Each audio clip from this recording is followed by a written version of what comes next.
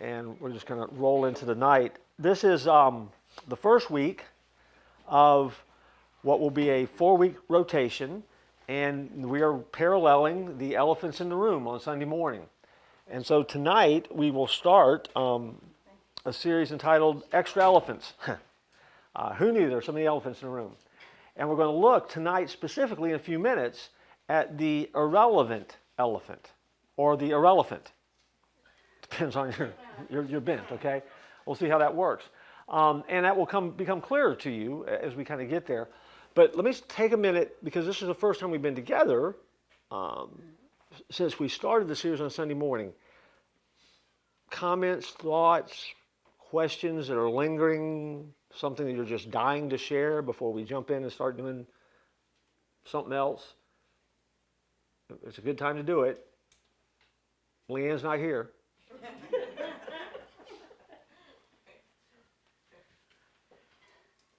Nada? Share something. Yeah. I was shocked this week when I had a flat tire and went in and had to buy 4. So after $1,000 worth of tires, I rode in a guy's car today that each tire cost $2,000. Woo! So I felt okay. Yeah, pretty good. I don't know what the lesson in that is, but I felt okay. It's not Easter yet. We'll figure it out. Wow. Whew, God. Well, let me begin tonight, and I want to ask you a question, and feel free to kind of share if you've got anything that would pop with this. How many can remember back when you first moved out, started living on your own, and what that was like? Can you think back that far? What it was like? I mean, you're adults. Okay. Now, as you're thinking about that, I was pondering that this week, getting ready for tonight. One of the things I'm struck by is when I started solo life, and out of the house for the first time. I was thinking back to some of the furniture that I had and what that looked like. You guys remember what your first furniture was like? Cinder block and 1x6. Yes, I had cinder block and 1x6 shelves. I was very proud of those shelves, actually, when they were done. Anybody else have those cinder blocks? Well, okay, yeah, sure, yeah. I think the first 10 years were a miracle. Was it really? Okay, all right. Doubles There the you go. dining room. Okay. Where did you get your furniture? How did that happen? It was donated. It was out on the street.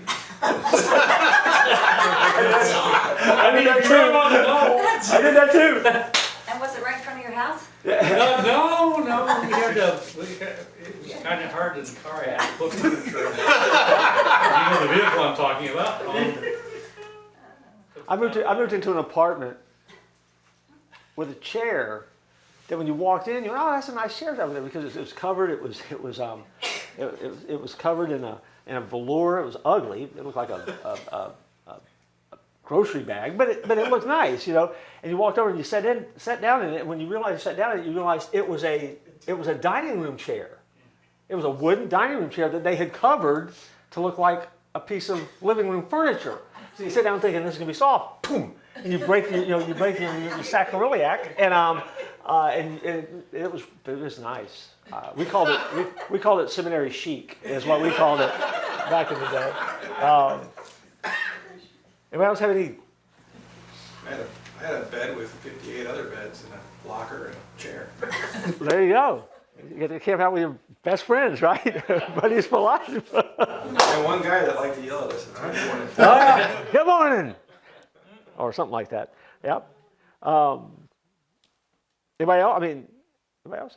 Or did you guys just start different than me? Did you guys start out, going to rooms to go and buying whatever you wanted and moving it in? I don't remember those days at all. I remember those first years. It was used stuff that you bought at a garage sale, or something that you picked up. Somebody may have donated it to you, and you were kind of glad to get that. And Rent-a-center. what's that? Rent-a-center. Rent-a-center? Yeah, I remember those. Yeah, That was where rich people went. Rent-a-center. I didn't have have a good enough credit rating there. That's where the rich people went to rent a center. They wouldn't. Jeff, I put mine out by the road, nobody took it, so I took it back. Right. Yeah, I mean, we start these journeys, and you know, you do that. I mean, eventually, though, you've probably got to a point in life where you actually purchased furniture. Maybe now you're still picking yourself off the side of the road. But I mean, you buy a piece of furniture here and there. I mean, you kind of, as time goes by, you expand. Kids have a hard time understanding this. I mean, when your kids get out of the house for the first time, they have a standard of living in their head because that's what they grew up with. And there's a thought that kind of comes along that they need to start at the same place or the same level that they just moved out of.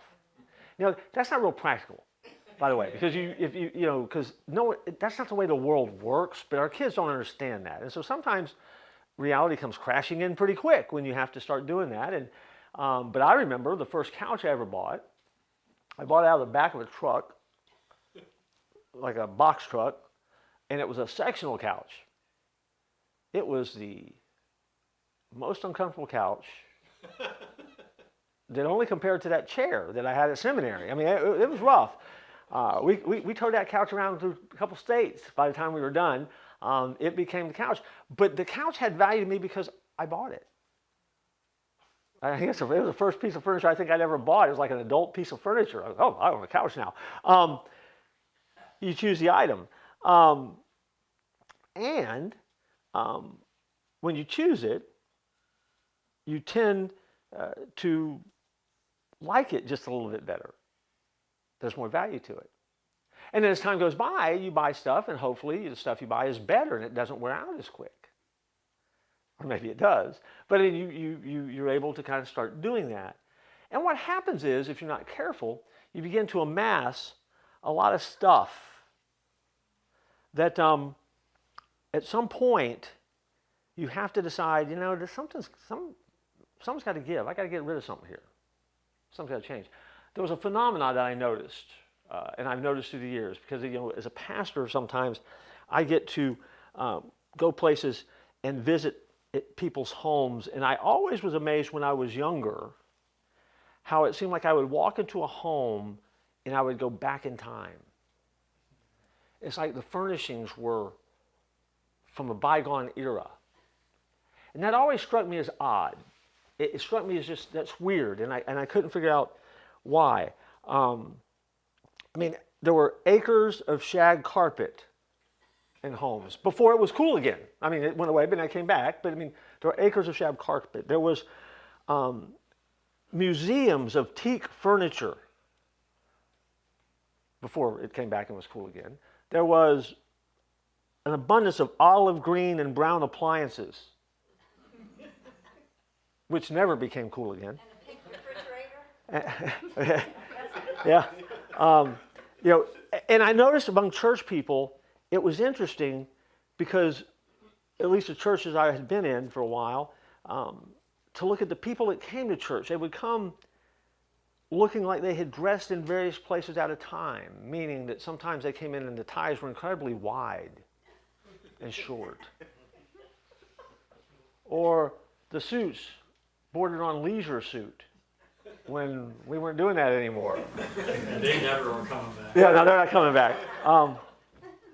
And I always wondered, why is there such a hodgepodge of stuff out there? Why don't people get with the times? Why can't they kind of pick it up a little bit? Now, as time went by, I understood that a little bit more, because I realized, again, when you purchase something, you have a little bit more attachment to it. You've chosen it. It becomes yours, and you chose it for a reason. And then also, you get something to like, why update it, right? Life is not about decor and dress clothes. However, that pattern that we have of not updating our stuff might be fine for furniture, but it doesn't work real well in life. Because one of the things that happens to a lot of us is we don't like change. We don't like things to be different. We get comfortable with what we have, and because we're comfortable with what we have, we don't want anything else. We don't need that. And that's why when you go into someone's home and you look around and say, I would never own any of this crap. But they love it. It's theirs. They feel comfortable. And it's interesting. I mean, really, and spend some time sometime if you go have friends and you go visit around. And just take it. Don't tell them you're doing it, but take an inventory of their house. Scope it out like you're going to break in later, and look at what they've got, and look at the stuff, and ask yourself the question silently: why would they still have this? Because there probably is a story behind it. A lot of times there is a story behind it. And that tells you volumes about that person and their life. And what happens is, if you're not careful, you very quickly find that you're out of date and behind the times or irrelevant and not wanting to change. And so I'm calling this elephant the irrelevant elephant, not that you're irrelevant. I'm not saying that. I'm talking about people who aren't here. But irrelevant is something that we struggle with that we don't talk about a lot because we won't even put a name to it. And that's, to me, why this Wednesday night's session becomes a little bit more interesting in some ways than some of the stuff we're doing on Sunday morning. Because this is an elephant that I would say, after years of church life and knowing church people, that not only do we not like to talk about this one, we would even probably argue about whether this one's real or not. Because irrelevance happens when we are no longer able to understand or appreciate how to speak the language and keep up with the culture that is changing around us. We get stuck in the past, if you will. We get stuck in our leisure suit. And it's comfortable. It's comfortable. But because the culture and the world changes around us so fast, we find ourselves struggling sometimes trying to keep up. If we're not careful, there is an erosion that begins to take place. And that erosion begins to eat at what I would call influence. And because when your influence begins to wane, you become irrelevant. You become less likely to be an agent of change in the world around you. For some people, it's as simple as they feel like life has just passed them by. For other people, they're a little bit more dogmatic and stubborn about it. This is what I like, I know what I like, and I don't want to change. And so there's a whole lot that goes into those factors that will make us deal with this thing called irrelevance. And so it's a much bigger elephant than we think it is. And so we're going to start here, and we'll play with it as much as we need to. But go to Ecclesiastes 3:1.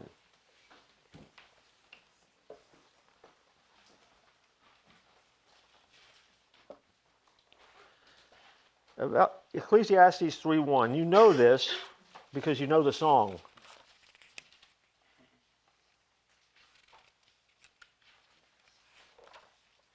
Somebody read it out loud if you wouldn't mind. There is a time for everything and a season for every activity under the heavens. A time to be born and a time to die. A time to plant and a time to uproot. A time to kill and a time to heal. A time to tear down and a time to build. A time to weep and a time to laugh. A time to mourn and a time to dance. A time to scatter stones and a time to gather them.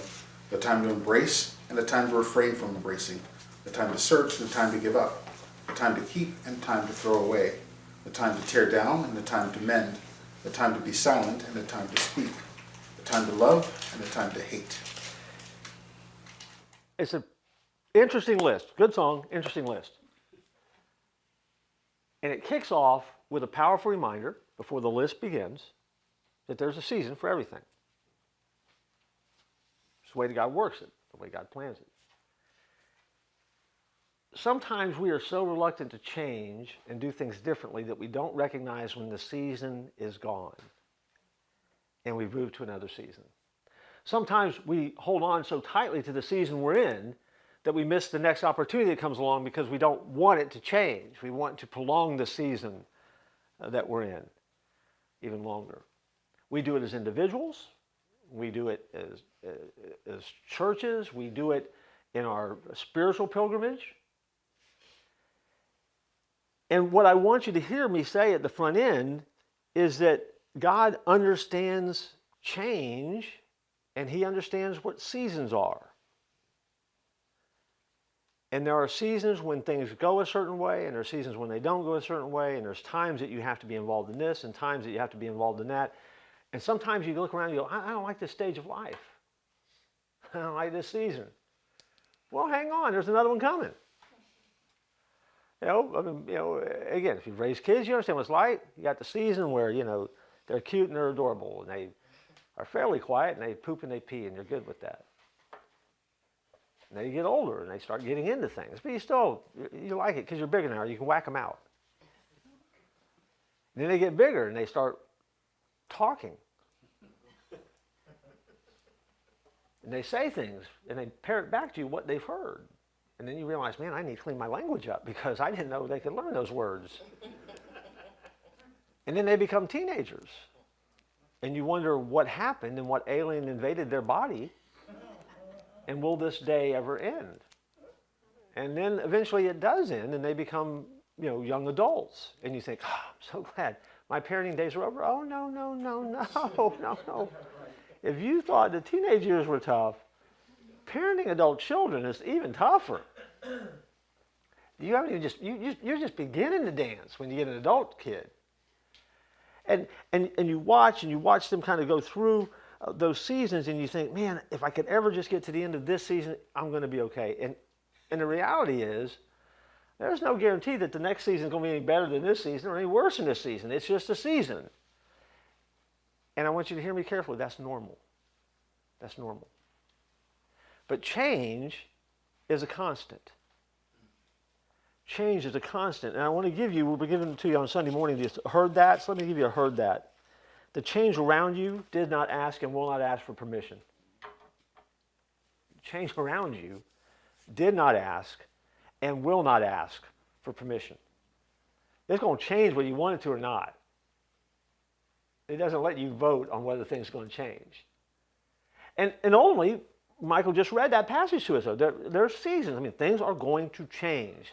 There's a constant change that's taking place around us. And so, when we do that, we find out that when things start changing, sometimes we have trouble, keeping up with that. And we begin to feel like in the midst of a change, somehow we get lost in that. And that's when the irrelevance starts feeling like, man, life has passed me by. You got a dad that once was a Little League baseball coach and very active, and all of a sudden he spends those later years just mindlessly watching Netflix because the energy is gone, and he doesn't have the energy, or doesn't want to keep up with the changes that are happening. It will undercut your confidence. All of a sudden, you don't understand what's going on anymore. You can't keep up. You wake up one day and you realize that the world has changed, and somehow you didn't change with it. Rick Warren says it this way: when the speed of change around an organization is faster than the speed of change inside the organization becomes irrelevant. But the same is true for people. The gap between how quickly you change and how quickly things change is called irrelevance. Because when things begin to change, and you begin to change, if that change moves past you, then there is a gap in there. That gap is the irrelevant elephant.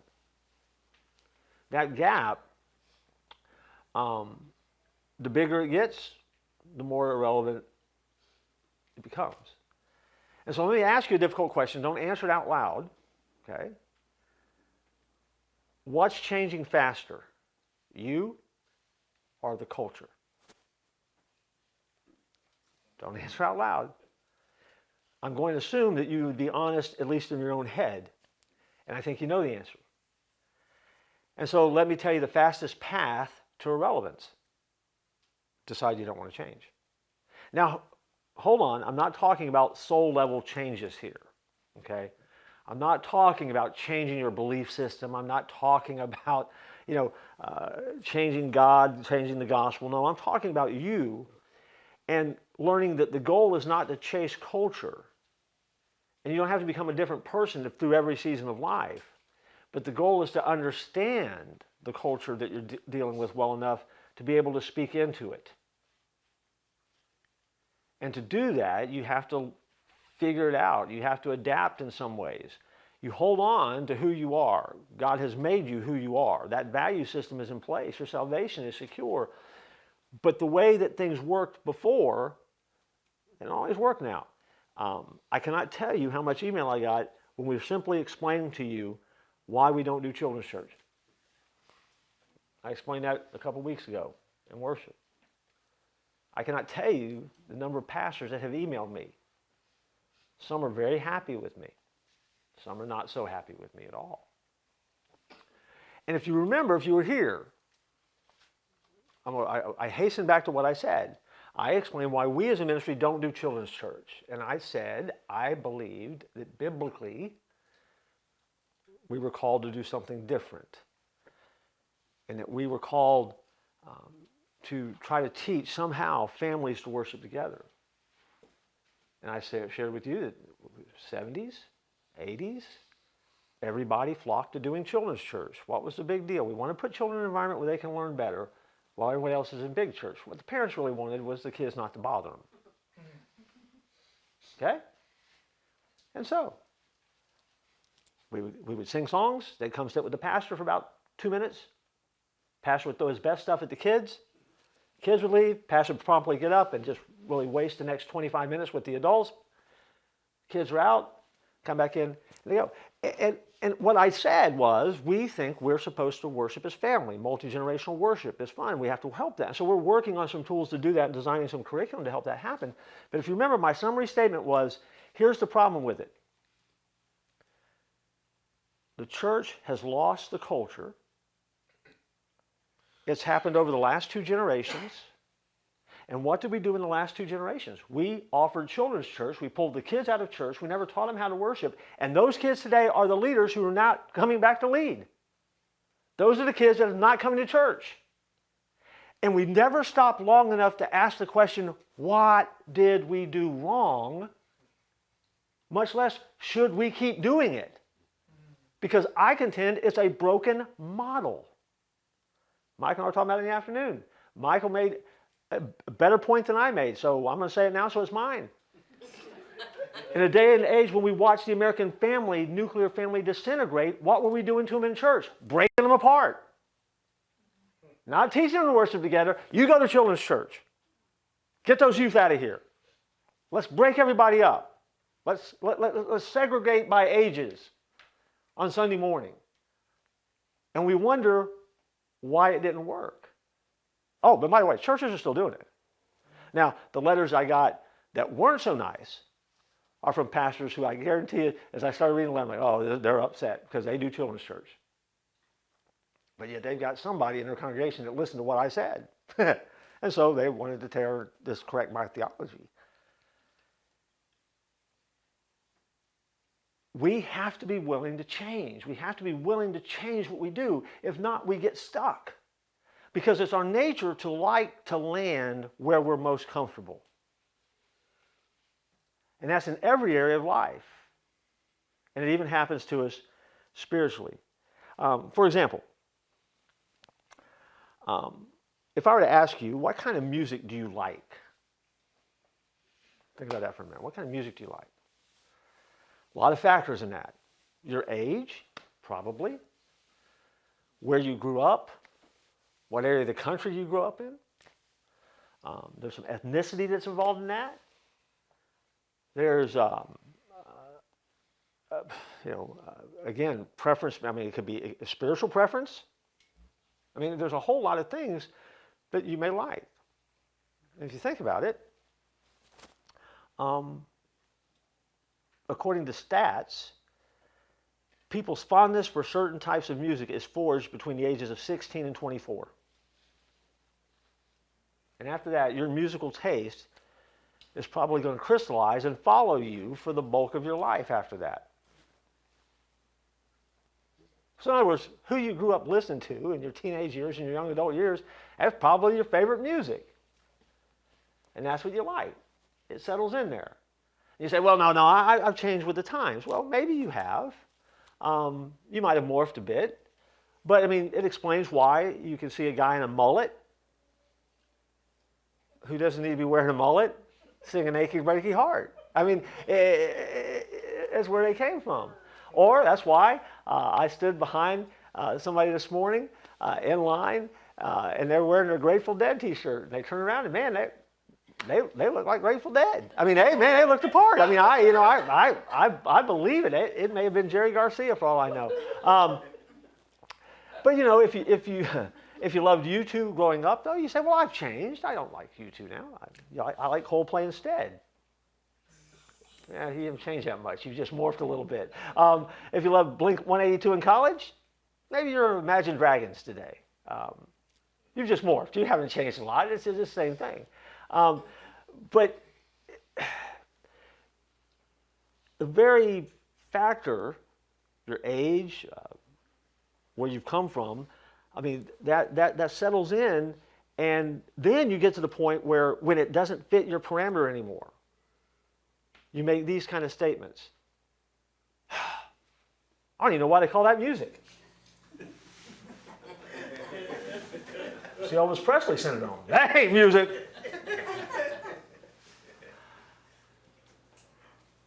While we laugh about it, we've done it in church. You know, we're convinced that some hymn that was written in 1792 is a lot better than that praise song that was written by Phil Wickham last year. I don't want to hear that Wickham music. I don't want to hear that. I want to hear that thing out of the old Baptist hymnal, not the new one. 2 edits back. Give me the 1963 Baptist hymnal.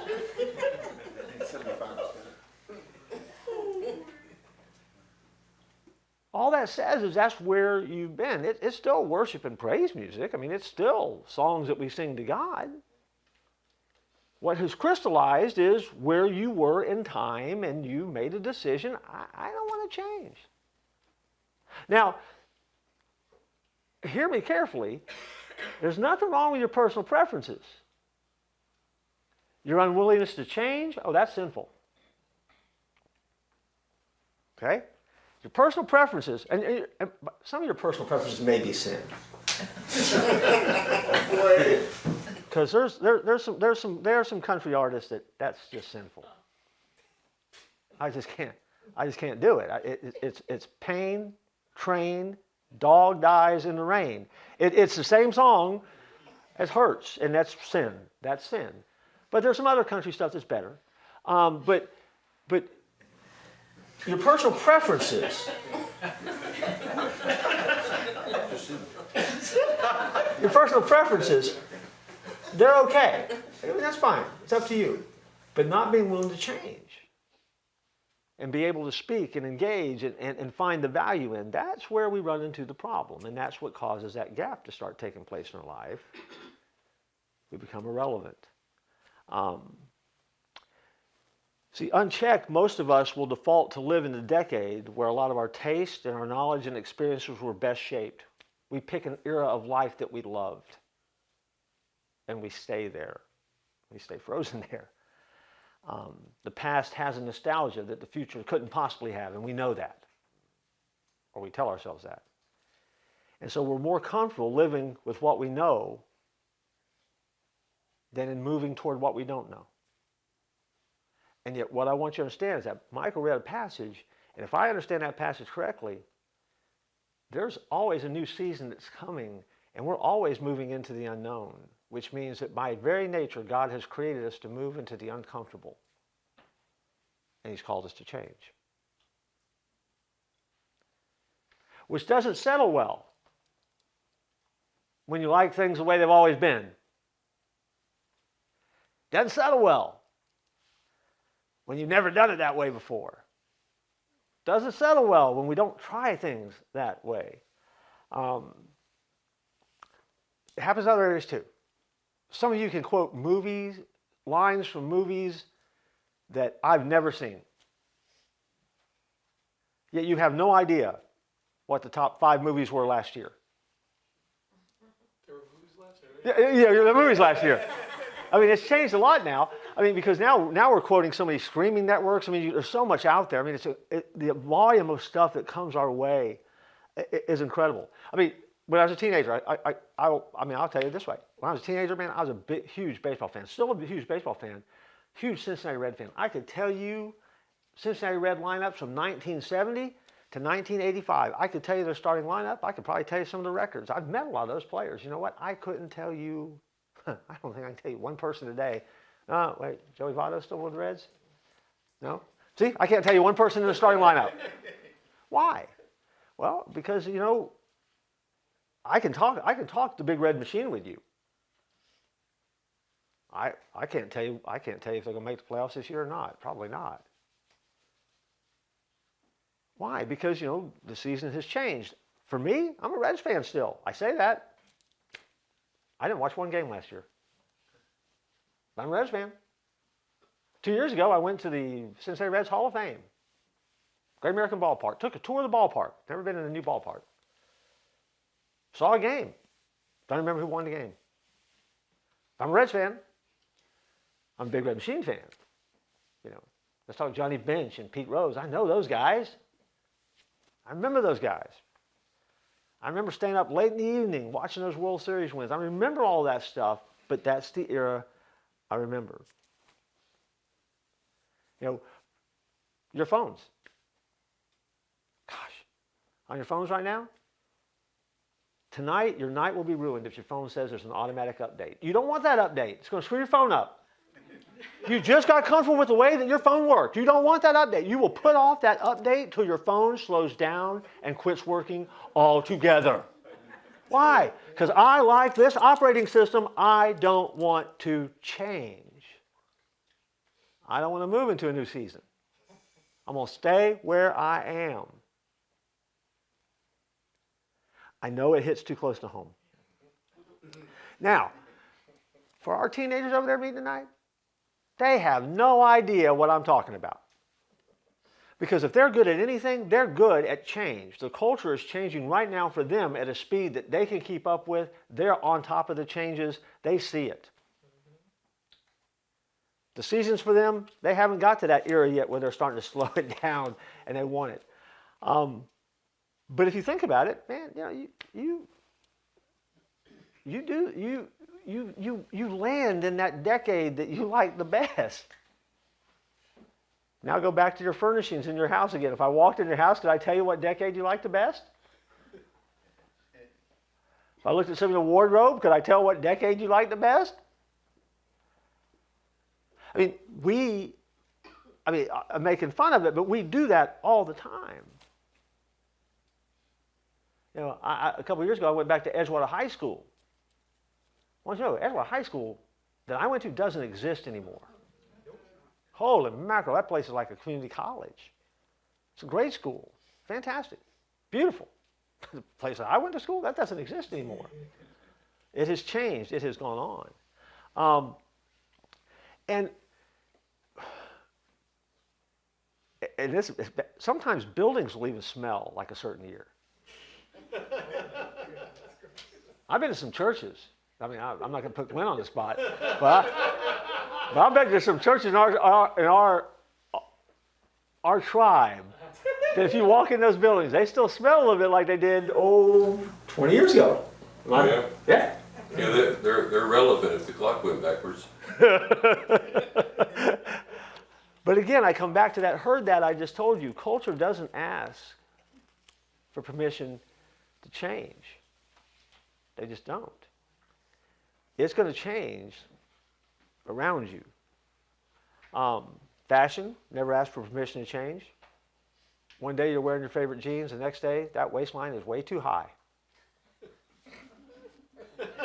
When did that happen? When you start wearing your clothes like that? Or maybe it's just way too low. And all of a sudden you can't bend over anymore and pick up a pencil. Because when you do, the moon is rising, and you don't want everybody to see that. Your tie is narrower or wider than everybody else at the anniversary parties. Yeah, I know. And no one ever sent you the memo that things had changed. You know why? Because we don't send memos anymore.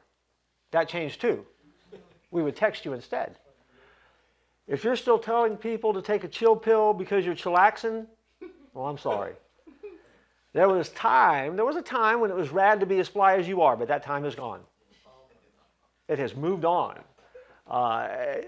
Industry transition, technology changes, markets adjust, the economy morphs, politics change, values shift from every generation. What you could say 30 years ago that was perfectly acceptable, you say it today, and people will gasp and look at you like you have a third eye. You just can't do that anymore. Don't believe me? Turn on your XM radio if you have one, and go back and listen to the old-time radio classics.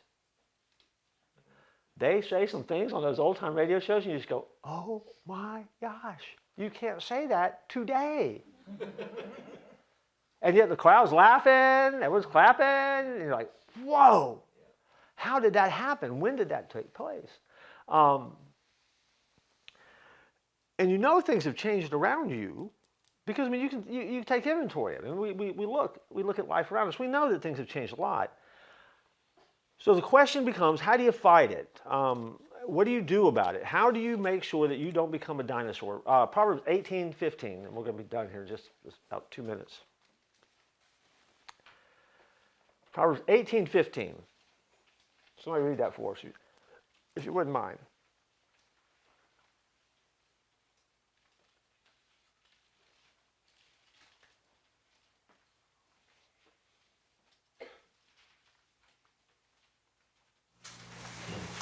The mind of the discerning acquires knowledge, and the ear of the wise seeks knowledge. Yeah. An intelligent heart acquires knowledge, and the ear of the wise seeks knowledge. Remember what I said earlier? You don't have to change the core values, but you do have to be willing to change and connect enough to be able to speak into a world around you where you can make an impact. See, one of the things that I fear for a lot of us as followers is we don't speak the language where we're heard anymore. And so as a result, people think, well, the church has nothing to offer me. But worse, Jesus has nothing to offer me. Because we haven't gotten beyond ourselves yet. I mean, again, I could read you some humdingers of letters from pastors that were very, very rude to me because I dared to suggest that maybe they were doing something wrong. When all I suggest is they at least ought to evaluate what they're doing and why. Check for the results. Because if you ask me, it wasn't working. I mean, we didn't get the results we wanted. So now we sit around and we go to conferences about how do you reach this generation? Well, we gave this generation away. Why? We kicked them out of church. We kicked them out of church, put them back in the children's wing, told them that's where they needed to stay, and don't come out until they're adults. And when they came out, they didn't want to be adults. They wanted to be coalescents, which is adolescents in the college, right? They want to be coalescents. And then they didn't want to move out of your basement. Even in Florida, you don't have basements, but they don't want to move out of your basement. I mean, and I have a hard time relating to that because I wasn't that guy. I didn't want to stay home. I was ready to get out. I was ready to be independent. I had a great home. But I was ready to get out and to get out on my own. I love that kind of independence.